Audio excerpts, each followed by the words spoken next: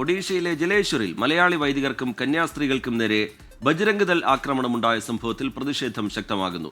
കഴിഞ്ഞ ദിവസമാണ് ജലേശ്വർ saint Thomas ഇടവക വികാരി ഫാദർ ലിജോ നിരപ്പേൽ, ജോഡ ഇടവക വികാരി ഫാദർ വി ജോജോ, സിസ്റ്റേഴ്സായ എലേസ മോളി എന്നിവരുൾപ്പെടെയുള്ള സംഘത്തിന് മതപരിവർത്തനം ആരോപിച്ച് മർദ്ദനമേറ്റത്. സംഭവത്തിൽ പരാതി നൽകാനുള്ള ആലോചനയിലാണ് ബലാസോർ അതിരൂപത. വിവരങ്ങളുമായി അജീഷ് ജയകുമാറാണ് ചേരുന്നത്. Ajeesh, good morning. കഴിഞ്ഞ ആഴ്ച ഛത്തീസ്ഗഡിലുണ്ടായ സംഭവങ്ങൾ നമുക്കറിയാം.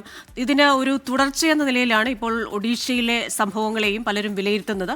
അതുകൊണ്ട് തന്നെ സഭാ നേതൃത്വം ഇതെങ്ങനെ കാണുന്നു? ഏത് രീതിയിൽ ഇതിപ്പോൾ ഒരു സംഭവത്തിൽ നിൽക്കുന്നില്ല എന്ന തോന്നൽ സഭയ്ക്കുണ്ടോ? ഏത് രീതിയിലായിരിക്കും പ്രതിഷേധങ്ങൾ, പ്രതികരണങ്ങൾ എങ്ങനെയാണ് വരുന്നത്?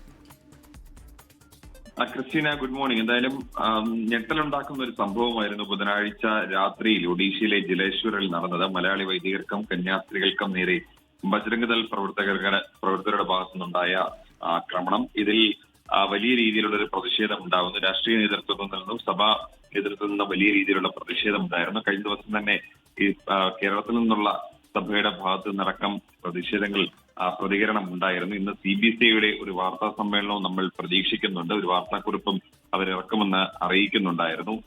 ഈ ഛത്തീസ്ഗഡിലെ സംഭവത്തിന് പിന്നാലെ തന്നെ ഈ BJP ഭരിക്കുന്ന സംസ്ഥാനങ്ങളിൽ, BJP അധികാരത്തിലുള്ള സംസ്ഥാനങ്ങളിൽ ഈ ക്രൈസ്തവ സഭകൾക്ക് നേരെയും അവരുടെ പുരോഹിതർക്ക് നേരെയും ആക്രമണം ശക്തമാകുന്നു എന്നൊരു വിമർശനം ഉണ്ടായിരുന്നു. അതിന് പിന്നാലെയാണ് ഈ ഒഡീഷയിലെ ഈ സംഭവം വന്നത്.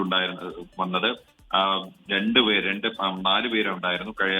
തോമസ് ഇടവക, അതായത് ജലേശ്വർ സെന്റ് തോമസ് ഇടവക വികാരി ഫാദർ ലിജോ നിരപ്പേൽ, ജോഡോ ഇടവക വികാരി ഫാദർ വി ജോജോ, കൂടാതെ സിസ്റ്റർമാരായ എലേസ മോളി എന്നിവരുൾപ്പെടെയുള്ള സംഘത്തിന് നേരെയാണ് ഈ മതപരിവർത്തനം ആരോപിച്ച് ഈ ആക്രമണം ഉണ്ടായത്. ഇവർക്കെതിരെ ഈ പരാതി നൽകാനുള്ള ആലോചനയിലാണ്, അതായത് ഈ ബജ്രംഗ് ദൾ പ്രവർത്തകർക്കെതിരെ പരാതി നൽകാനുള്ള ഒരു ആലോചനയിലാണ് ബലാസോർ അതിരൂപത നിലവിലുള്ളത്. ഈ കന്യാസ്ത്രീകൾക്കെതിരെയും വൈദികർക്കെതിരെയും ഈ പോലീസ് കേസെടുക്കാനുള്ള ഒരു സാധ്യതയും നിലവിൽ കാണുന്നുണ്ട്. എന്തായാലും ഇവർ കേസെടുക്കുന്നതിന് മുൻപേ തന്നെ ഈ ബജ്രംഗ് ദൾ പ്രവർത്തകർക്കെതിരെ പരാതി നൽകാൻ എന്നുള്ളൊരു സൂചന ഈ ബലാസോർ അതിരൂപത നൽകുന്നുണ്ട്.